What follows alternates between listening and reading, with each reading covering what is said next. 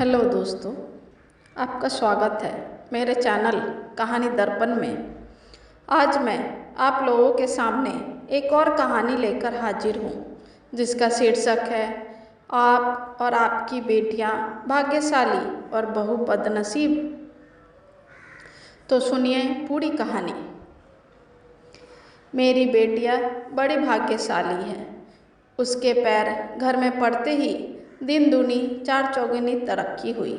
जब से मेरी दोनों बेटियां हुई तब से ही सब अच्छा होने लगा था, और शादी के बाद ससुराल में कदम रखते ही ससुराल लहलहाने लगा। पैसों की बारिश होने लगी। ठीक मेरी तरह जब मेरी शादी हुई तो मेरे पैर घर में पड़ते ही खूब तरक्की हुई। किराए के मकान से अपना दो मकान हुआ और दिन दूनी चार चौगुनी तरक्की हुई। पर हमारी बहू के कदम जब से इस घर में पड़े हैं तब से ऐसा कुछ नहीं हुआ, बल्कि उल्टा सब थम सा गया। मेरे बेटे का नसीब ही खराब था, जो ऐसी बदनसीब पत्नी मिली जिसके कदम रखते ही बिजनेस में भारी नुकसान हो गया, यहाँ तक कि बिजनेस बंद करना पड़ा। कुमुद जी अपनी पड़ोसी कम सहेली बिलोचनी को सुना रही थी। सही कह रही हो कुमुद, कुछ लोग होते ही हैं बदनसीब, जिनके पैर पड़ते ही सब कुछ खत्म हो जाता है। इसलिए तो कहा जाता है पैर पैर की बात होती है। किसी के पैर पड़ते ही दिन दूनी रात चौगुनी तरक्की होती है, तो किसी के पैर पड़ते ही दुर्भाग्य शुरू हो जाता है। मुझे भी कुछ ऐसा ही लग रहा था कुछ महीनों से, पर कभी तुमसे पूछ नहीं पाई।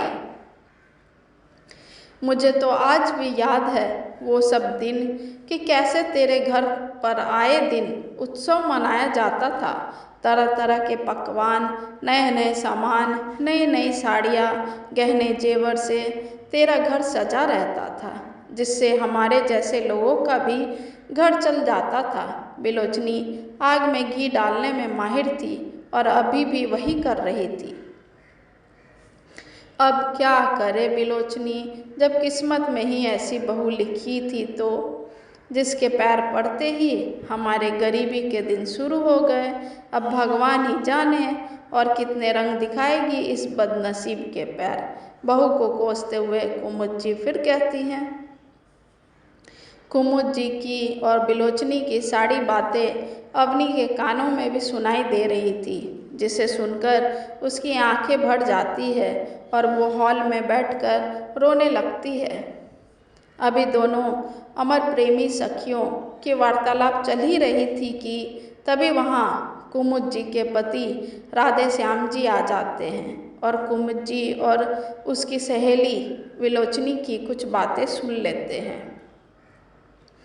अपने बहू की इस तरह की शिकायत बाहर वालों के सामने सुनकर राधे श्याम जी कुमुद जी पर चिल्लाते हुए कहते हैं, कुंदन की माँ, तुम्हें ये सब शोभा नहीं देता है।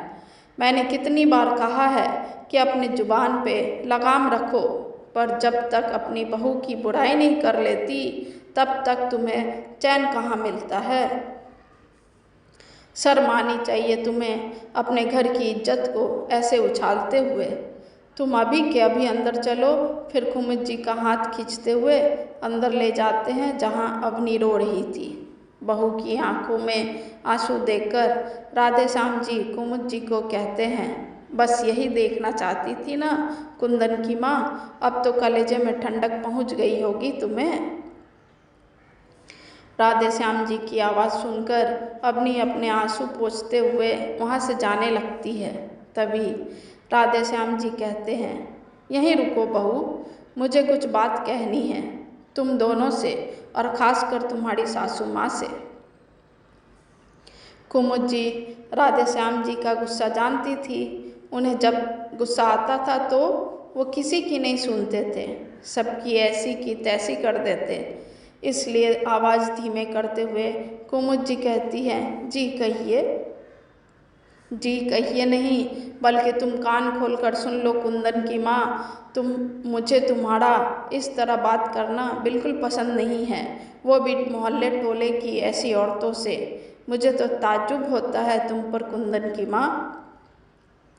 तुमसे ऐसी उम्मीद नहीं थी।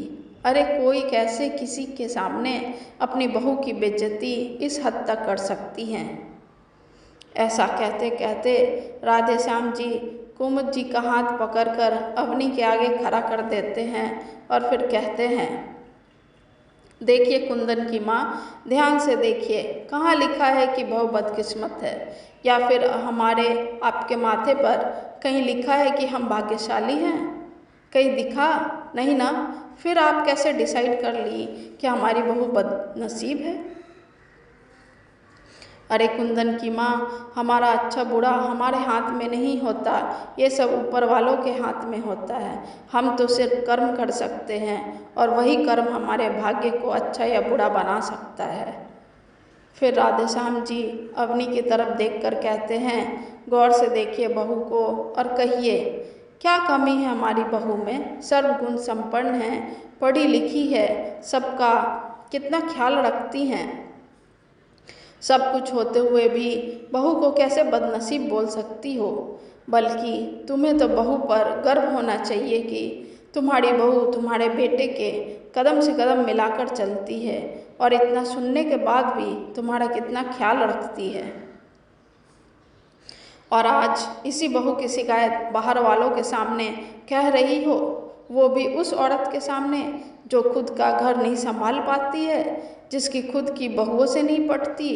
वो क्या तुम्हें अच्छी राह दिखाएंगी? और दूसरी बात, बहू के कदम खराब नहीं हैं, बल्कि तुम्हारे बेटे को बिजनेस करना नहीं आता, इसलिए तो डूब गया धंधा पानी। अरे जिसे अपने दोस्ती यारी से फुर्सत नहीं, वो क्या बिजनेस की बागडोर संभालेगा? वो तो शुक्र मनाइए कि बहू ने बिजनेस की बागडोर अपने हाथों में ले ली, वरना तो तुम्हारा बेटा और हम सब सड़क पर आ जाते। काश कुंदन की माँ तुम अपनी बहू को बेटी समझ पाती तो उसका दर्द तुम्हें जरूर दिखता और कभी उसे अभागन बदकिस्मत नहीं कहती, बल्कि गर्व होता अपनी बहू पर। मैं तो कहता हूँ तुम सच में भाग्यशाली हो कुंदन की माँ, जो तुम्हें अवनी जैसी बहू मिली है, जिसने इस घर के साथ साथ तुम्हारे बेटे को भी संभाल रखा है। राधे श्याम जी के ऐसा कहने पर कुमुद जी की आंखें शर्म से झुक जाती हैं और वो अवनी से माफ़ी मांगती है। मैंने तुझे पहचानने में गलती कर दी बहू, मुझे माफ़ कर दे। फिर कुमुद जी अवनी को गले लगा लेती हैं। समाप्त। प्रिय दोस्तों, अच्छा बुरा हमारे कदम रखने या न रखने पर डिसाइड नहीं होता, बल्कि ये तो हमारे कर्म तय करते हैं कि हमारा भाग्य कैसा होगा या क्या होने वाला है। इसलिए दूसरों पे कभी नहीं थोपना चाहिए कि आप बदनसीब हैं। दोस्तों, आप लोगों को कैसी लगी ये कहानी? अगर अच्छी लगी तो लाइक शेयर करें और ऐसी ही और कहानियों को सुनने के लिए मेरे चैनल को सब्सक्राइब करें और बेल आइकन ज़रूर दबाएं ताकि आपको नई प्रकाशित कहानियों का ज्ञात हो सके।